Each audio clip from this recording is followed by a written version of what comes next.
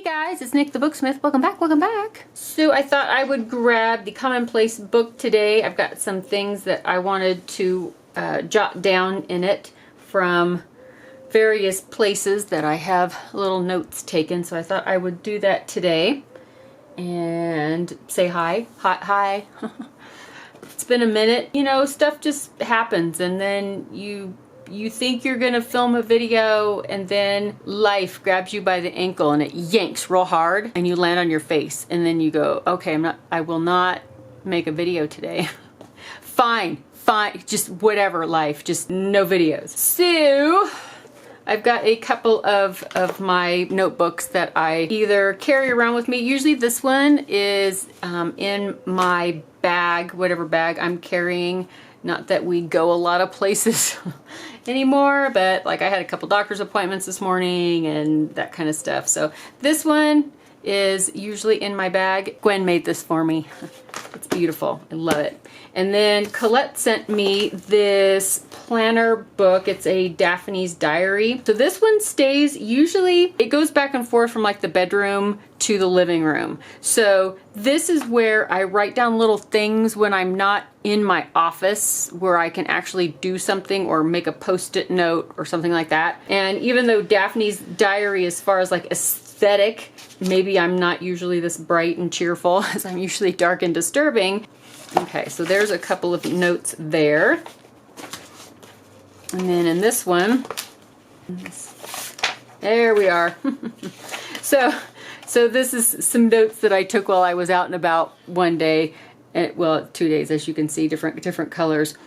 But it was about the process of making better art. Does that make sense? This one is sewn in, so I'm not going to rip this out. I'm just going to set it over here where I can see it and I can copy it down into the Commonplace book.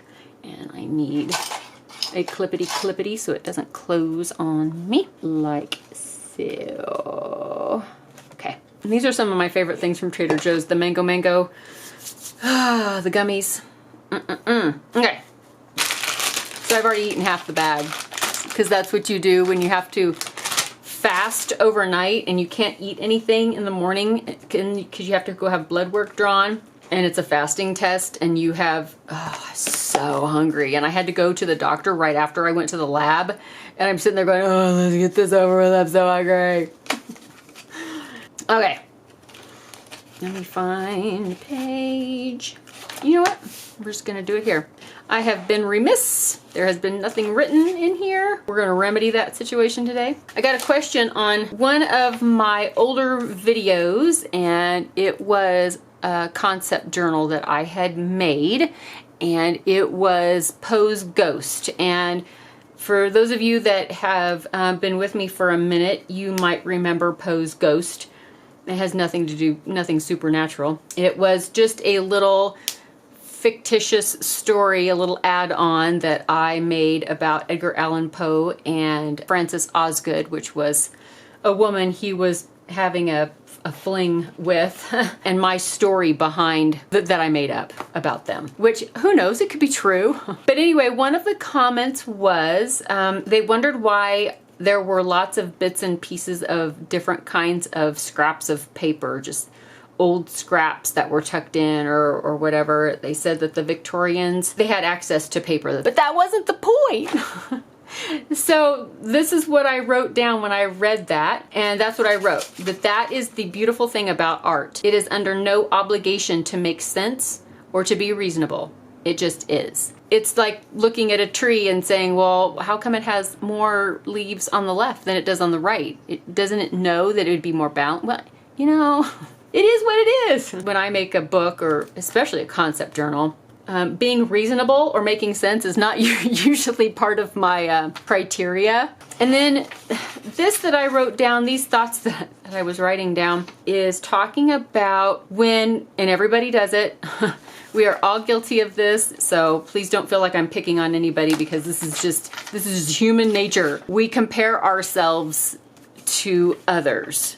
And usually it is to the detriment of our art, our motivation, our inspiration. You know, maybe we're out there looking for for some inspiration, something to spark a creative blip on the radar, right? But we end up instead comparing ourselves to what we see, and then we lose every bit of motivation that we have. It just kills our joy, because then you're like, that is the most incredible thing I have ever seen, and I will never ever in my life be able to create anything even remotely half as good as that. And so you're just like, well, whatever. Right? So comparison doesn't bring you joy. It hides your own gifts. You have a gift for whatever it is that you are passionate about. And maybe you are not the best at it yet, but that's okay, because we all start somewhere. And you don't have to be the best at it for it to bring you joy. But when we compare ourselves to others, it takes your gift and it just shoves it underneath the bed into a box where it is never to breathe, because you are too afraid to use it. And so we ignore those gifts and we allow that comparison of what we think we can do compared to what others have already done, and it just robs us of every bit of joy we had doing whatever that it is that gives us happiness, that puts meaning in our creative life. While looking for inspiration, there's nothing wrong with looking around for inspiration. Every once in a while, stop looking around and look within yourself and see if you can pull some inspiration from inside and not from outside. And I mean that metaphorically, not physically. But try not to always find your inspiration from work that others have done, because if you are the kind of person that will immediately just start comparing yourself and then just start squishing down every little bit of motivation, every little bit of get-go that you had, that you wanted to do something so bad, and you're like, oh, I want to do that, but I don't know what color it needs to be. I'm just going to start looking around Pinterest, or I'm going to Google this and see, and then you're like, oh, everything is so good, I suck. And then you just never do it. So don't do that, because happiness is not born from wishing you had somebody else's talent, while you ignore your own talents that you shoved underneath the bed because you don't think they're as good as anybody else's. It's not a competition. I was going to get a different color. The navy one is my favorite, which is dumb because you can get navy at any time. That will also in turn kill your art, because maybe you won't even attempt to do what you wanted to do because it's not going to be good enough. But then they allow the comparison to sabotage them before they even began. It's not math. Either math is right or wrong, and art is not like that. It's not a contest. There's room for everybody and room for interpretation. There's room for different skill levels. Don't do that to yourself. Don't sabotage your art before it was even able to take its first breath. Because how sad is that? Imagine all the works of art that may never have come into existence because the artist scrapped it because they compared themselves to somebody else and they thought it wouldn't measure up. So they just didn't do it. And maybe one of those magnificent masterpieces is inside of you. Don't let yourself sabotage the birth of that artwork. Just do it. Just do it. Don't worry about what everybody else thinks or what everybody else says or what they do. It doesn't matter. It makes absolutely no difference whatsoever. Don't let it kill your self-esteem, ever. Another thing that I always thought was important, I'll get the comment a lot of times, usually it's somebody that stumbled on my channel, and every once in a while I'll get the comment like, well, if you would plan out your projects, then you wouldn't flip-flop and go back and forth. I personally cannot do that. I mean, you can plan out an idea or a concept. I don't stress over the details because the details usually change. So maybe in your head you thought you were gonna do something in a particular fashion or color, and you get there and you're like, no, that's just not exactly what I wanted. And I could show you what I had thought in my brain. Yeah, well, this is what I was gonna do. I don't like it, but this is what I was gonna do. And not show you what I'm like, oh, but this would be so cool, right? You wanna see that. You don't wanna see the mediocre what I thought in my brain. You want to see if I thought of something that I thought was better. You might not think it's better, but if I thought it was better, I'll show it to you. So just relax.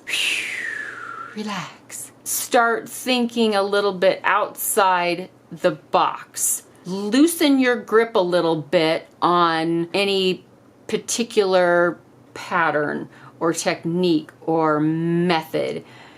And also loosen any grips on preconceived ideas of what you think maybe other people want to see. So maybe you're going to make a piece of art, but you're like, oh, well, I don't know if that would be like, you know, marketable to the general masses. Well, who cares? It's art. Don't box yourself into some idea that you think everybody would like. You build your artwork from how it makes you feel and how you want to make others feel when they see it. Because to me, I want it to evoke a feeling. I want it to evoke an emotion. And it could be a positive emotion or it can be a negative emotion.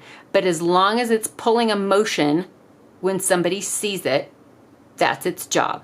And I say, well done. Even if somebody hates it, detests it, that's still an emotion and it still brought it out. I consider that a win. If we start making art that looks like it was mass produced and everybody else is doing, is it really provoking any emotions? Is it just blending into the crowd? And you have to determine that.